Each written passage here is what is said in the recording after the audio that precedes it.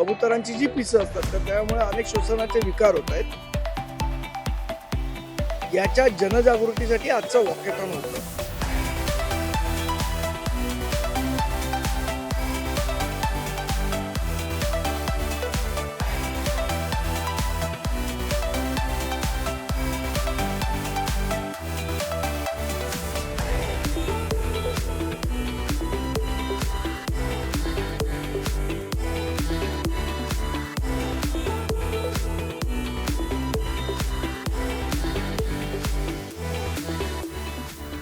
आज जर तुम्ही बघितलं तर संपूर्ण मुंबई शहरामध्ये बेकायदेशीररित्या ही कबूतरखानांची वाढ होत असताना आपल्याला दिसते. यासाठी अनेक कारणं आहेत. काही लोक त्यांना आता तुम्ही कबुतरांचं काही नैसर्गिक खाणं हे शेव, गाठिया, पापडा हे काही त्यांचं नैसर्गिक खाणं नाही आहे.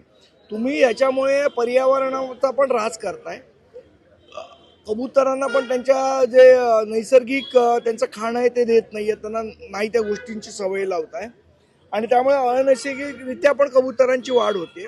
त्यामुळे अनेक श्वसनाचे विकार हे आपण बघितलं तर कबुतरांची जी पिसं असतात तर त्यामुळे अनेक श्वसनाचे विकार होत आहेत. तर मला असं वाटतं हे बेकायदेशीर कबुतरखाने बंद केले पाहिजेत महानगरपालिकेने. याच्या जनजागृतीसाठी आजचं वॉकेथॉन होतं.